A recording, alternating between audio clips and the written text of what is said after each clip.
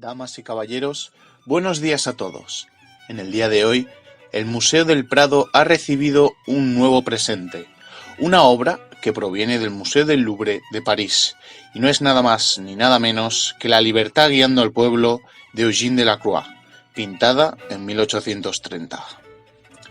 Esta pintura, de 260 por 325 centímetros, está realizada al óleo sobre lienzo. Asimismo, puedo decir que esta obra pertenece al romanticismo, pero antes de todo, dejadme poneros en contexto. Nos situamos en el siglo XIX, el siglo de la industrialización. La característica fundamental de este siglo es la de ser un periodo de grandes cambios y grandes avances tecnológicos. En la política, fuera de Europa, se caracterizó por un pleno imperialismo, y en Europa, por el nacimiento de las democracias censatarias, y el ocaso de las monarquías absolutas. El contrato social de Rousseau, la Revolución Francesa y la era napoleónica ayudarían a expandir las ideas republicanas y liberales. Los monarcas, en el caso de sobrevivir, se convertirían en déspotas ilustrados, que actuaban permisivamente con la clase dominante. El transitorio caso de las revoluciones en pro de la restauración de las monarquías solo lograría potenciarlas en oleadas revolucionarias más radicales como las de 1848, hasta el desarrollo de las ideologías sociales y el movimiento obrero, que culminaría en el triunfo de la Revolución Rusa en 1917. En el arte tenemos nuestro preciado romanticismo, allí donde el neoclasicismo propone una belleza ideal, el racionalismo, la virtud, la línea, el culto a la antigüedad clásica y al Mediterráneo, el romanticismo se opone y promueve el corazón, la subjetividad, la libertad creadora, la pasión, lo irracional, lo imaginario, el desorden, la exaltación, el color, la pincelada, el culto a la Edad Media y a las mitologías de la Europa del Norte, y sobre todo, la mayor importancia radica en haber promovido la idea del arte como un medio de expresión individual. El romanticismo es un movimiento artístico y literario que en verdad surgió a finales del siglo XVIII y comienzos del siglo XIX en Alemania e Inglaterra, y desde allí se extendió a toda Europa y América. Dentro de todo este momento histórico tenemos a Eugène Delacroix, un hombre de compleja personalidad, considerado como el pintor francés más importante del movimiento romántico. Nacido en Charenton-Saint-Maurice en 1789, oficialmente hijo de Charles Delacroix, pero se duda de su paternidad por el príncipe Talleyrand, que posiblemente fue el verdadero padre de Eugène. En 1806 muere su padre Charles, y toda la familia debe trasladarse a París. Ese mismo año ingresa en el Liceo Imperial, donde comienza sus estudios artísticos, desarrollados durante años. En estos años, de estudiante recibe una formación neoclásica, aunque también estudió a los grandes maestros del barroco, interesándose por pintores como Rubens, o Rembrandt, Velázquez, Goya, Pablo Veronés o Guericall, pintor que influyó poderosamente en su pintura. Dentro de su afán de conocimiento por los grandes artistas, viaja a Inglaterra y más tarde a África. Finalmente, Eugène Delacroix muere en París en el año 1863.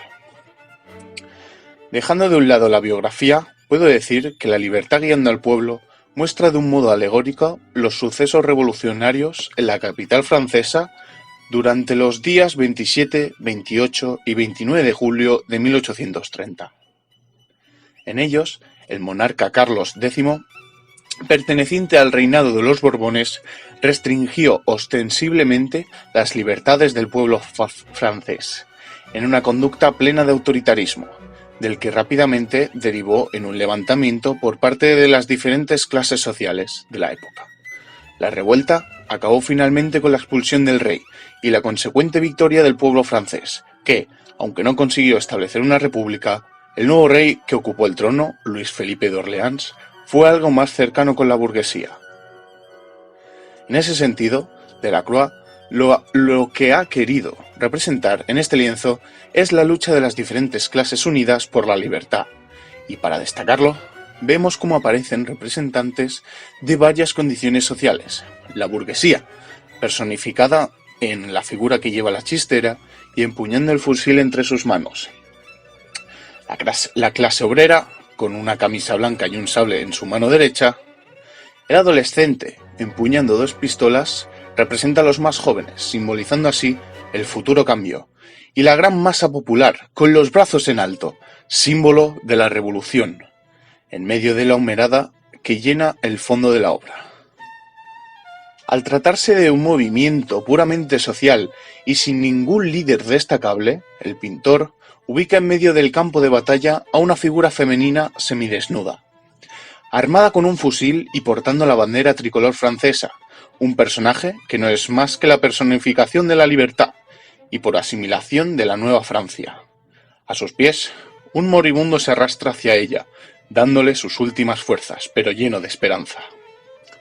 Por otra parte, en cuanto a la composición y recursos, cabe resaltar que la composición es piramidal y el tratamiento de las figuras es realista. La base de la pirámide abarca la línea inferior de punta a punta, donde se ubican los caídos en batalla. El vértice superior coincide con la bandera de Francia, que jerarquiza toda la escena. La profundidad está en perspectiva aérea, con los colores difuminados del fondo, y en perspectiva geométrica por la disminución de las figuras a medida que nos alejamos del primer plano. Se puede distinguir también un eje diagonal desde la esquina superior izquierda hasta la esquina inferior derecha, en la que se concentra la muchedumbre. En el eje contrario y hacia la esquina superior derecha se reconoce el contexto, la ciudad de París, con un recorte de las torres de Notre Dame. Las pinceladas son muy sueltas y onduladas, con tonos apagados, ocres y grises. Esos colores azules parecen formar una línea recta imaginaria que forma un eje central.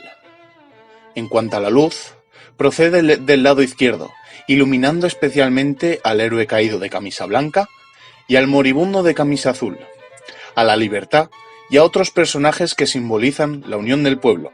Pero también hay otros personajes que quedan difuminados en el fondo vaporoso, pero todos con un movimiento hacia adelante, como responde el movimiento revolucionario.